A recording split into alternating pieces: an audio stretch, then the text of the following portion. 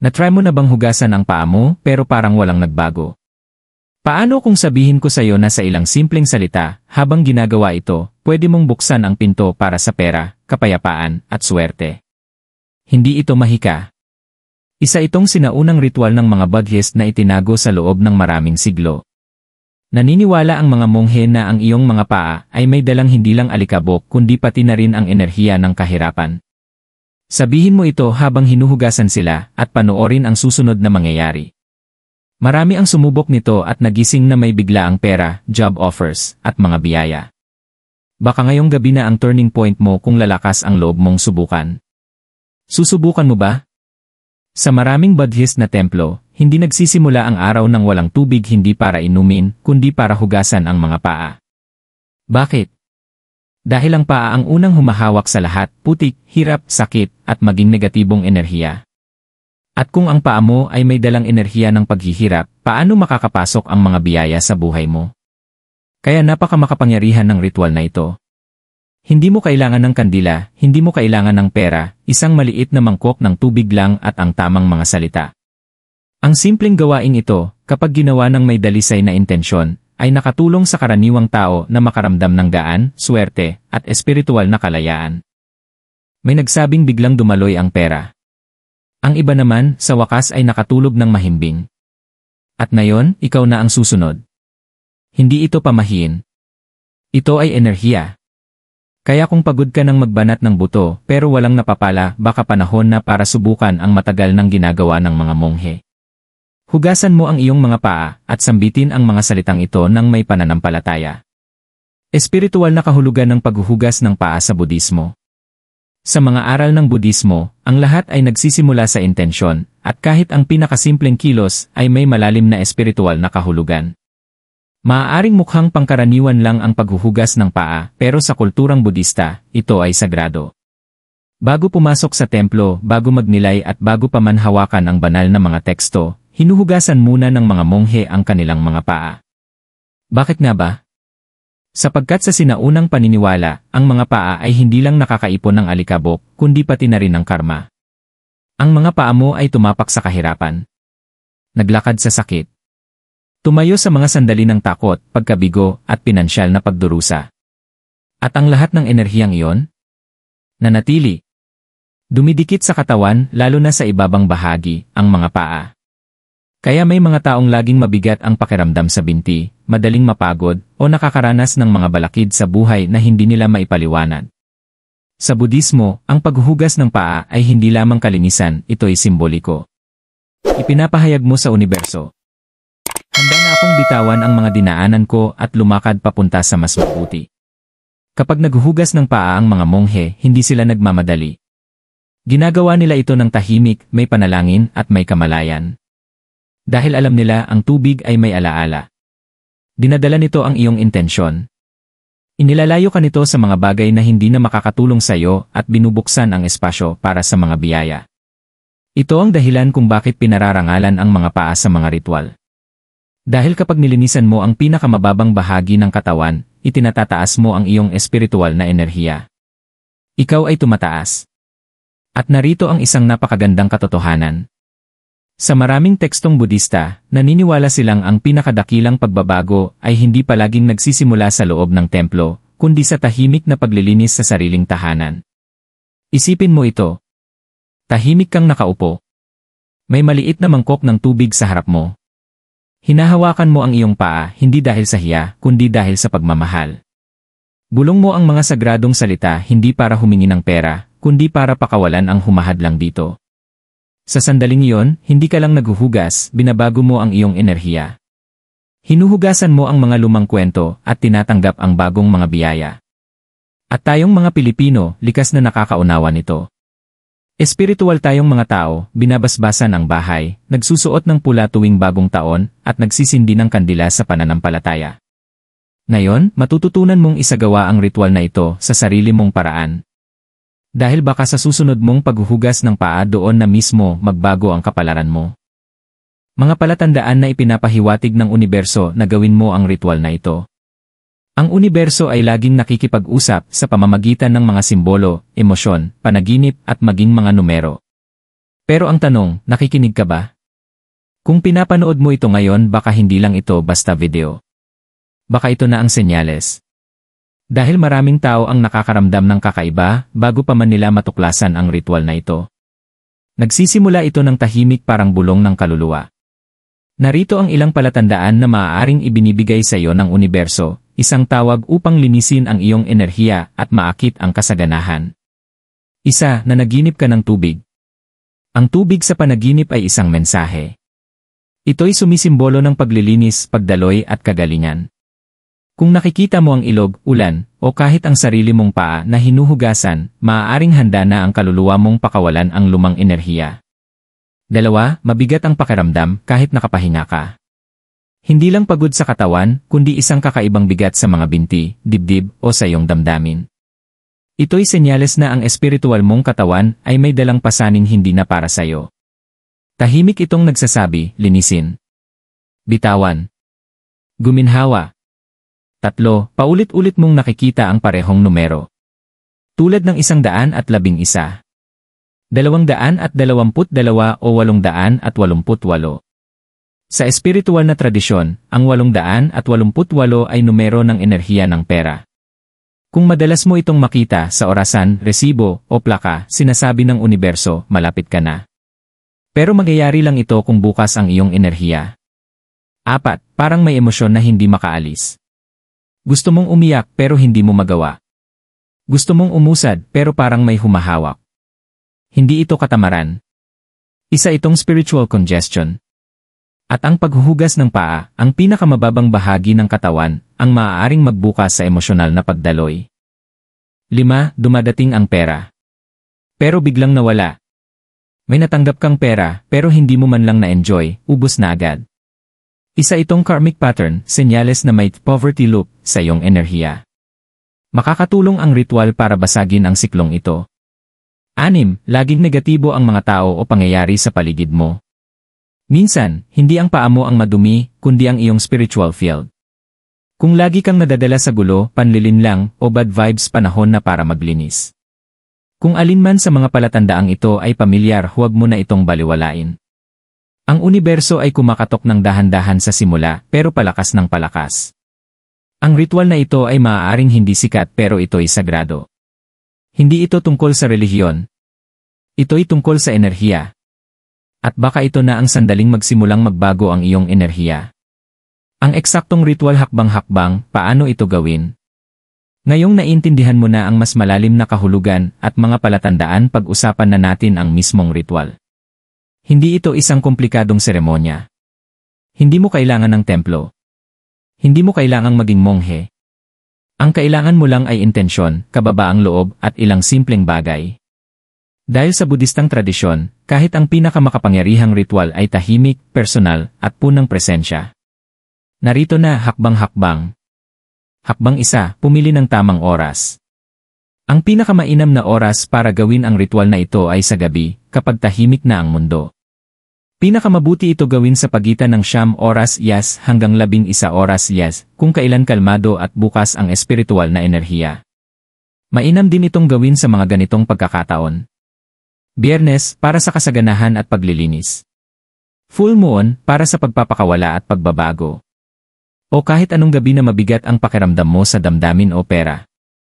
Tandaan, hindi orasan ang nagpapagana sa ritual, kundi ang iyong sinseridad.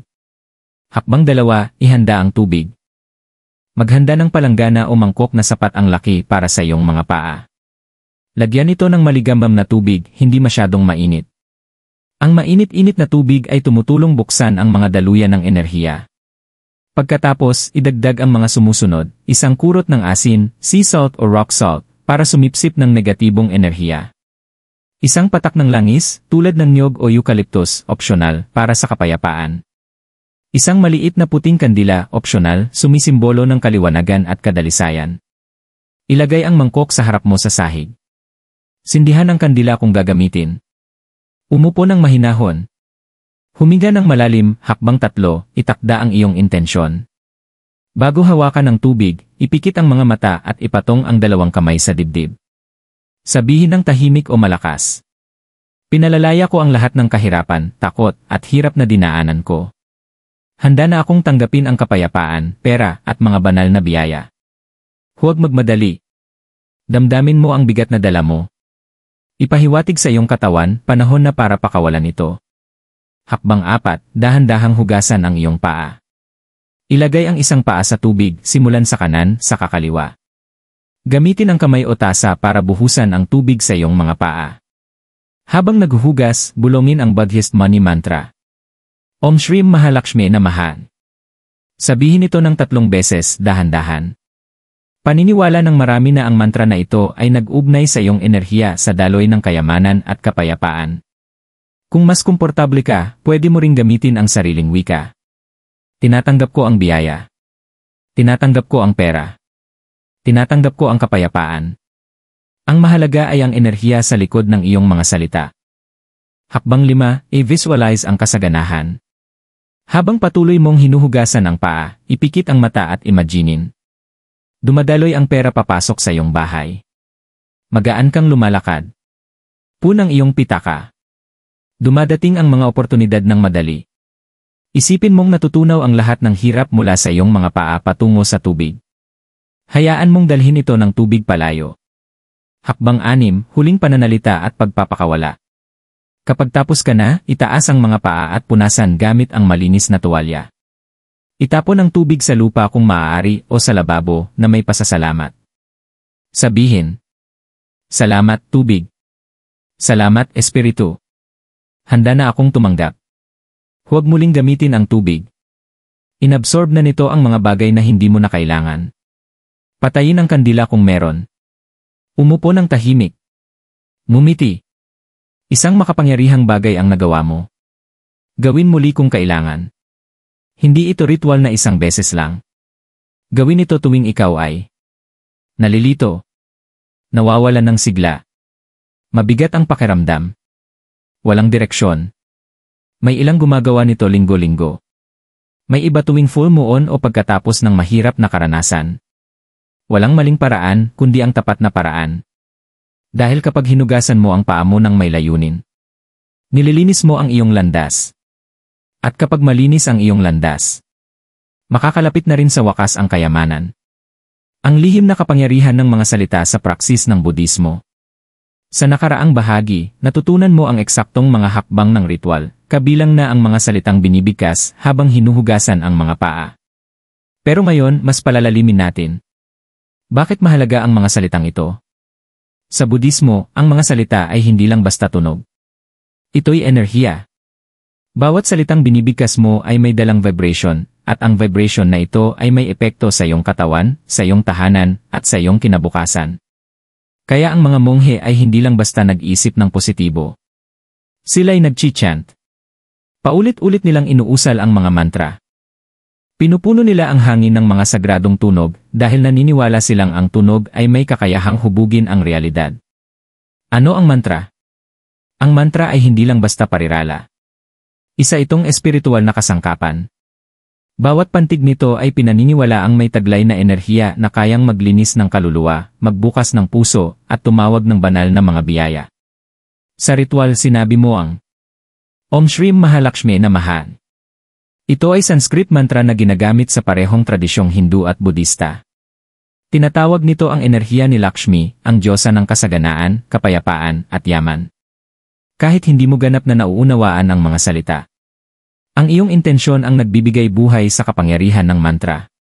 Hindi kailangang maging perpekto. Ang mahalaga ay ikaw ay tapat.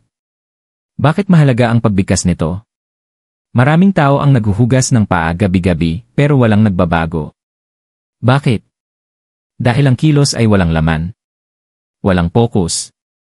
Walang intensyon. Walang enerhiya.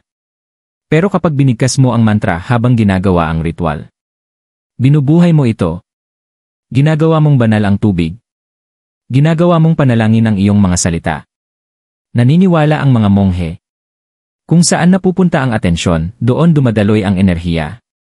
Kaya kapag binibigkas mo ang tungkol sa kasaganaan, ang espiritu mo'y nagsisimulang humatak ng yaman. Kapag binibigkas mo ang kapayapaan, ang enerhiya mo'y nagsisimulang maghilom.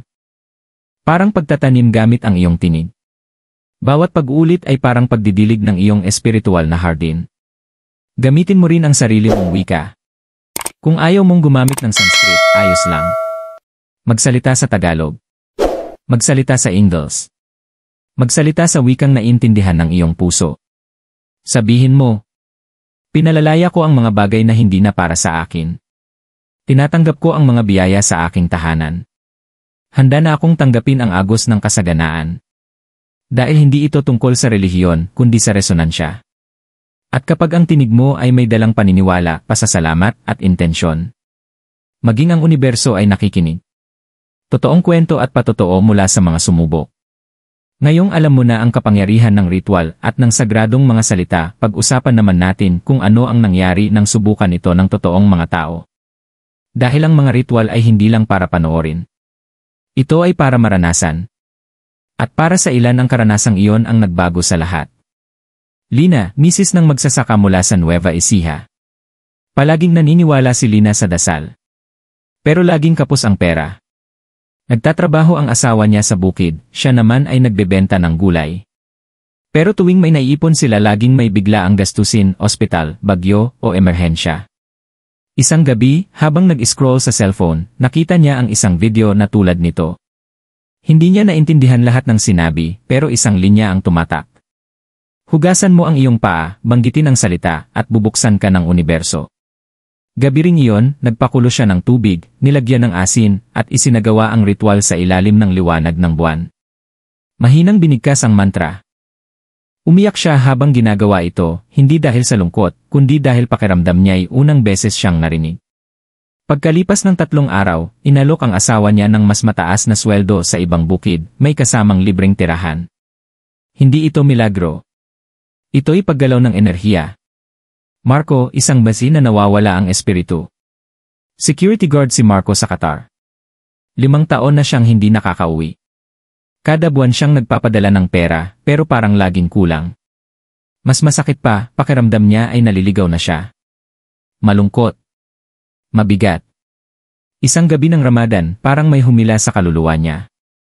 Naalala niya ang lola niya na laging nagpapaalala. Hugasan mo ang paa mo bago pumasok para mawala ang malas. Nagsaliksik siya online at natagpuan ang ritual na ito. Wala siyang asin o kandila pero may tubig siya. At may pananampalataya. Binigkas niya ang mga salita kahit hindi siya sigurado kung tama ang paraan. Pagkalipas ng 1 linggo, nakatanggap siya ng biglaang bonus mula sa trabaho. Pero higit pa doon, mas maayos na ang tulog niya. Mas magaang ang pakiramdam niya. Parang may naalis. Aling Perla, 66 anyos, balo mula sa Bicol. 8 taon nang patay ang asawa ni Perla. Simula noon, mag-isa na lang siyang namumuhay, umaasa sa pensyon at pagbebenta ng kakanin. Hindi siya mahilig sa mga ritual pero naniniwala siya sa enerhiya. Ikinuwento ng kapitbahay niya ang tungkol sa paghuhugas ng paa, natawa siya. Tubig lang. Araw-araw ko ngang hinuhugasan pa ako. Pero sinubukan niya rin hindi dahil naniniwala agad, kundi dahil sa kuryosidad. Pinikit niya ang mata at binigkas ang mantra. Hindi siya nanalo sa loto. Wala siyang natagpuang pera. Pero naramdaman niya ang kapayapaan sa unang pagkakataon matapos ang mahabang taon. Parang narinig niya ang boses ng kanyang asawa. Ayos ka na ngayon. At para sa kanya, sapat na yon. Hindi pare-pareho ang magiging karanasan ng bawat isa. May magaan ang loob. May biglang mabibiyayaan. May mararamdaman lang na parang naririnig ng universo. Pero isang bagay ang tiyak.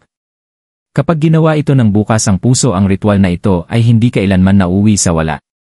Huling gabay, kailan mo dapat gawin ang ritual na ito?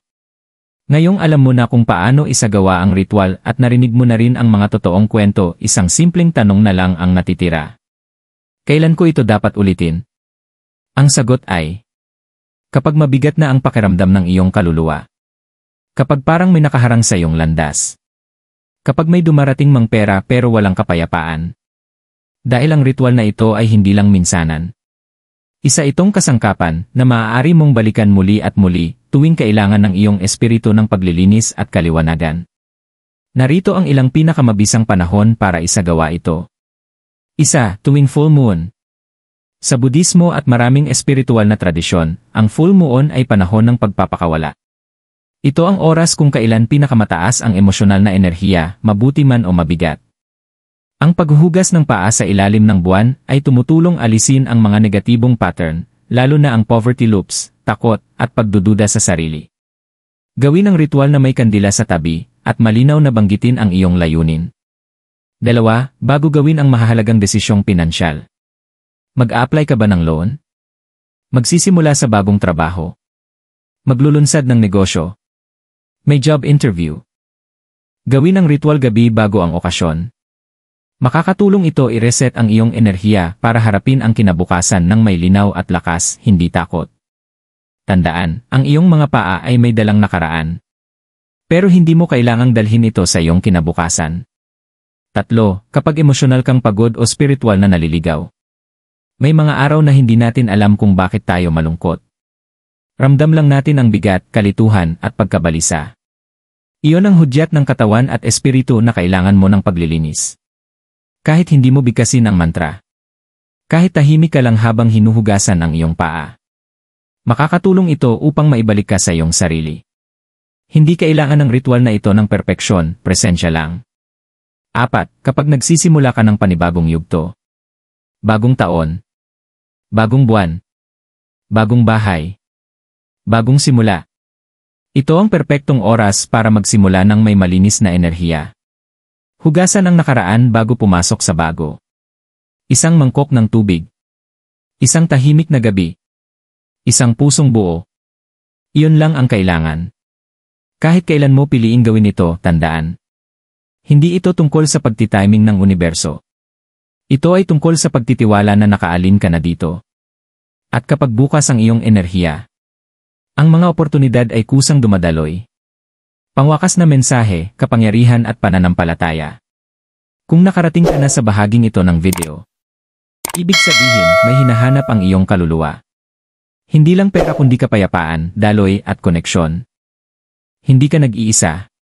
Marami sa atin ang naglalakad sa buhay na may dalang mga hindi nakikitang bigat, mga emosyonal na sugat, pangarap na naputol, utang, takot, at pagkadismaya. Pero ngayong gabi maaaring magbago ang lahat. Dahil ang pagbabago ay hindi laging nagsisimula sa malalaking hakbang. Minsan, nagsisimula ito sa isang mangkok ng maligamam na tubig, isang bulong na panalangin at isang desisyong maniwala. Ang ritual na ito ay hindi tungkol sa relihiyon. Hindi rin ito tungkol sa pamahiin. Ito ay tungkol sa iyo, sa kagustuhan mong i-reset ang iyong enerhiya, linisin ang iyong landas, at tanggapin ang talagang nakalaan para sa iyo. Kaya kung pakiramdam mo'y parang wala ka sa direksyon. Kung matagal mo nang hinihiling ang isang senyales. Baka ito na yon. Hindi mo kailangang gawin ito ng perpekto. Kailangan mo lang magsimula. Hayaan mong haplusin ng tubig ang iyong balat. Hayaan mong umakyat ang mga salita mula sa iyong puso. Dahil hindi hinihingi ng universo na maging perpekto ka. Ang mahalaga, nandito ka. Ngayong gabi, subukan mo ang ritual. Gawin mo ito ng may katahimikan. Gawin mo ito ng may pagmamahal. At gawin mo ito ng may kaalamang may sagradong pagbabago ng nagaganap sa loob at paligid mo. At kapag naramdaman mo na ang kapayapaan, kapag ang mga biyaya ay nagsimulang dumaloy sa maliliit pero mahiwagang paraan, magpasalamat ka. Hindi lang sa universo kundi sa sarili mo. Dahil pinili mong bitawan at tumanggap. Ngayon pa lang nagsisimula ang iyong paglalakbay.